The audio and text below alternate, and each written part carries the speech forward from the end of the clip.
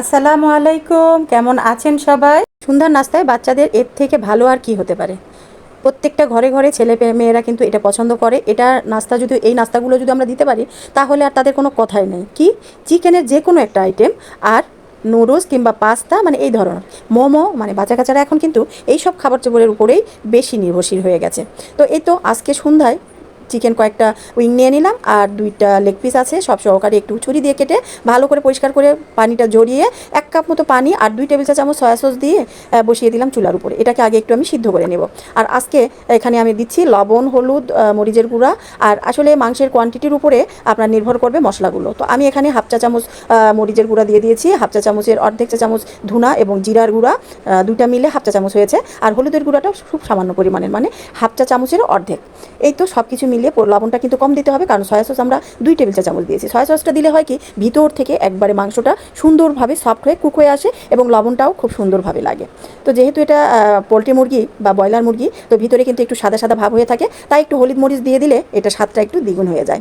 Batter তৈরি করে নিচ্ছে আজকে। একবারে কর্নফ্লাওয়ার দিয়ে দিব 2 টেবিল চামচ, আর 3 টেবিল চা চামচ দিয়ে দিয়েছি এখানে চালের গুঁড়া। চালের গুঁড়াটা দিলে অনেক ক্রিস্পি হয়। আর আজকে আমি একবারে সহজ করে একটু চিকেন ফ্রাই করে নেব। এর সাথে আমি ব্যাটার কিন্তু মানে চা চামচ দিয়ে যদি বলি 3 চা চামচ হবে আমি এখানে বেসন। এর সাথে কালো গোলমরিচের গুঁড়া আর সাদা গোলমরিচের গুঁড়া করে 1 টেবিল চা চামচ দিয়ে দিলাম, আর দিয়ে দিলাম সামান্য একটু আস্ত জিরা।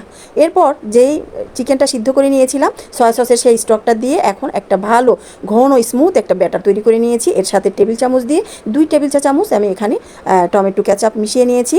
তারপরে রেখে দিয়েছি 20 মিনিট মতো। আর এরই ফাঁকে আমি কিন্তু আজকে এটা যার সাথে সার্ভ করব সেটা হলো পাস্তা। সে পাস্তাটা রান্না করে নিয়েছি।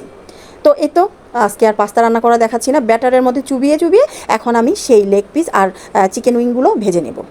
আর এই যে চালের গুঁড়া আর কর্নফ্লাওয়ার থাকার জন্য মানে পারফেক্টভাবে একবারে মসমসে বা ক্রিস্পি, যেটা আসলে ক্রিস্পি খাবারটা কিন্তু আমরা শুধু বাচ্চারা না, আমরাও পছন্দ করি। তো আজকে যে ব্যাটারটা তৈরি করে নিয়েছি, ব্যাটারটা ছিল একবারে পারফেক্ট। আর এতটা মানে মসমসে হয়েছে, এটা প্রায় ঘন্টাখানিক রেখে দেওয়ার পরেও মচমচ করছিল। তো এদিক ওদিক নেড়ে চেড়ে ভালো করে মিডিয়াম টু লো আছে এটা রান্না করে নিব। তবে তাড়াহুড়ার কিছু নেই, মাংসটা কিন্তু পারফেক্টভাবে সিদ্ধ হয়েছিল। আর এই তো অল্প আছে, পারফেক্টভাবে আমি এই চিকেনগুলো সব ভেজে নিব।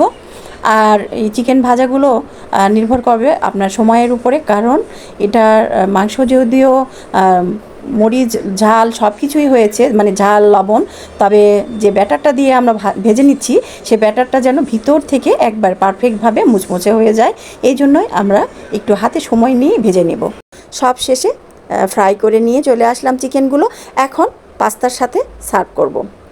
এটা এত মজা ছিল আর অন্যরকম স্বাদ ছিল, খুবই সিম্পল ওয়েতে, যেটা আপনারা দেখে বুঝতেই পেরেছেন। ঘরে থাকা সাধারণ কিছু মশলা দিয়েই কিন্তু তৈরি করে নিয়েছি।